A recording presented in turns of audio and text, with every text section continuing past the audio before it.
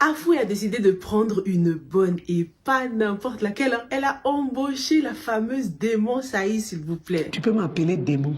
Non, je m'y attendais pas du tout à celle-là. Du coup, il y a une question qu'on se pose là. Et si Démon Saï avait été envoyé par Michel Adiko pour se venger de Afoué?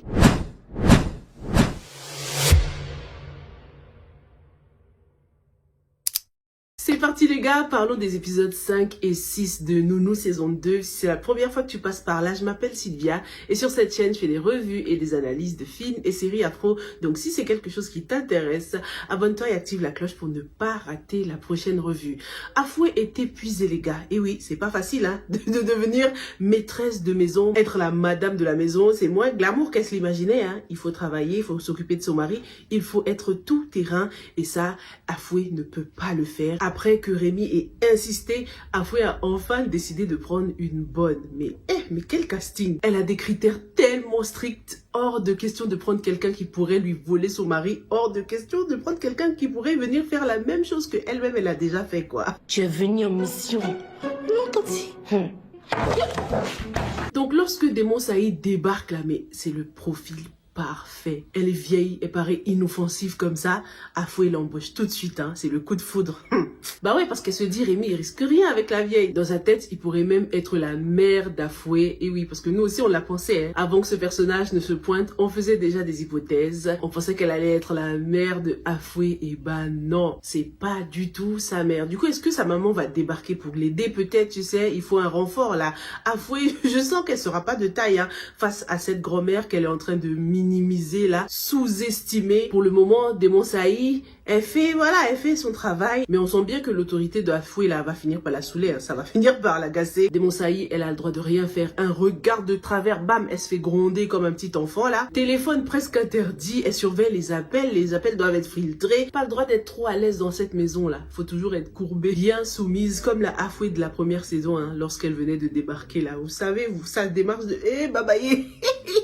Afoué, elle est grave stricte, hein. Oh là là, et j'aime bien ce que la série fait là, parce qu'elle nous montre comment certaines bonnes, hein, celles qui étaient bonnes avant, oublient qu'elles sont passées par là, elles deviennent encore plus strictes que les patronnes qu'elles ont eues avant, quoi. Afoué, elle abuse, c'est quoi ça? De toute façon, on sait que c'est pas quelqu'un de bien au fond. Dans la vraie vie, Afoué, c'est pas du tout quelqu'un de bien, hein. Pour elle, là, on dirait que dominer quelqu'un, c'est signe de réussite, hein, pour elle. Mais elle oublie que l'arrivée de Démon Saï, là, c'est le début de la fin. Démon Saï, ça se voit qu'elle est en mission, les gars, dites-moi si vous pensez pareil, hein. Pour l'instant, elle est calme, elle se laisse faire, mais comme on dit, c'est pas à un vieux sage qu'on va apprendre à faire la grimace. Afoué, watch out.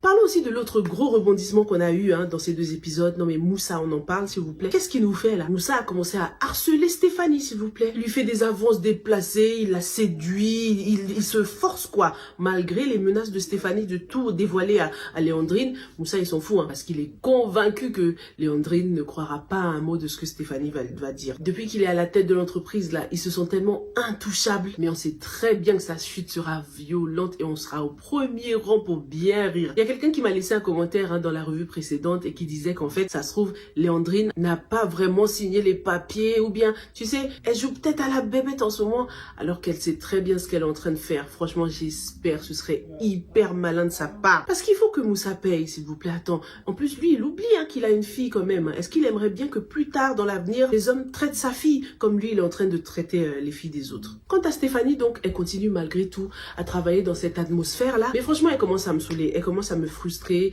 Stéphanie, elle est smart, elle est intelligente. Il faut qu'elle piège Moussa. Parce que là, garder le silence, ça va pas suffire, hein. Va falloir être stratégique avec je sais même pas comment le qualifier celui-là. C'est toujours aussi compliqué entre Pascal, Jean, Israël et Dottie, hein. Pascal, il perd tellement la tête. Il perd carrément la tête jusqu'à insulter son fils de rat puant d'église. Genre, il a même pas d'argent pour s'occuper d'une femme comme Dottie, quoi. Mais de quoi je me mêle? En tout cas, Jean-Israël, comme on l'a vu, il ne se laisse pas faire, hein. Il a riposté aujourd'hui jusqu'à donner des somnifères à son père, hein, pour pouvoir passer la nuit avec Dottie. Franchement, c'est abusé quand même d'en arriver là. C'est quoi ça? Malgré tout ce que Jocelyne prêche dans cette maison-là, ça ne rentre pas du tout dans le cœur de Pascal et de son fils, hein. Oh! En tout cas, il y a un nouvel élément qui va venir tout bouleverser là. Jocelyne qui est hyper fatiguée parce qu'elle gère tout en ce moment. Bah oui, parce que maintenant que Dottie est enceinte, hors de question qu'elle continue à être la bonne de cette maison. Elle fait maintenant partie intégrante dans cette famille. Donc il a fallu embaucher quelqu'un.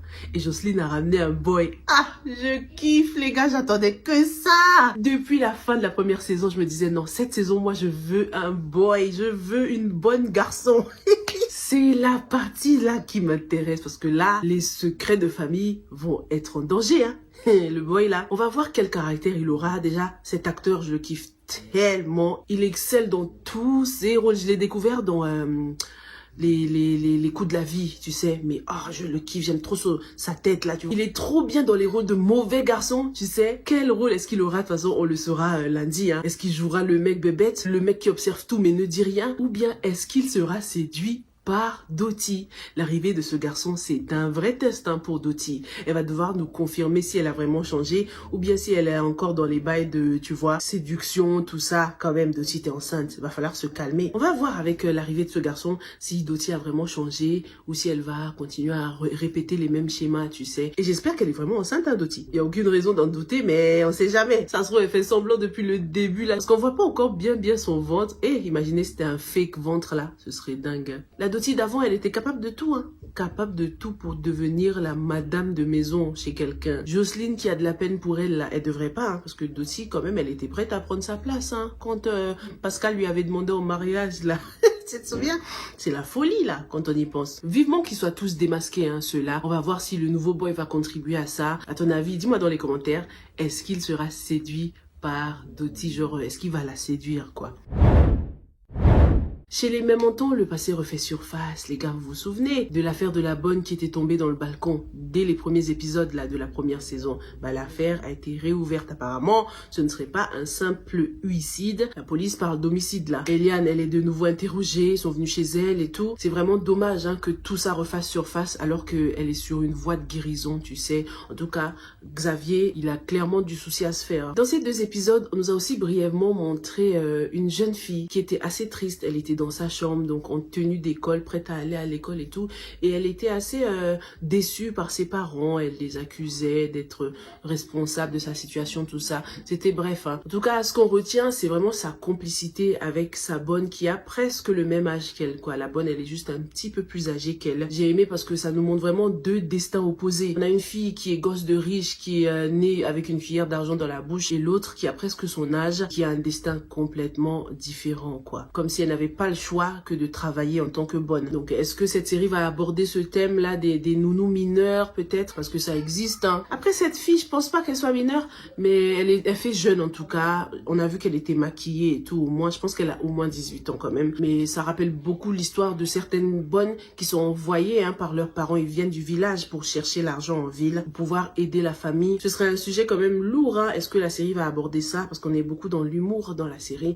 On va voir. J'ai hâte d'en savoir plus sur ces 2 jeunes filles. Ça chauffe aussi entre Emma et Kojo, avec Kojo qui était sur le point de mettre sa mère à la porte carrément tellement il sait plus quoi penser. Emmanuel, il est toujours aussi influencé par sa femme qui a hâte que Emma dégage de là parce que ça l'arrange, elle, que cette femme parte, tu vois. Vivement qu'ils arrêtent de tourner autour du pot et qu'ils aillent nous faire ce test ADN une bonne fois pour toutes. Merci beaucoup les gars, merci pour les likes et pour les commentaires aussi. Et on se retrouve dans la prochaine. Stay safe and stay blessed. Bye.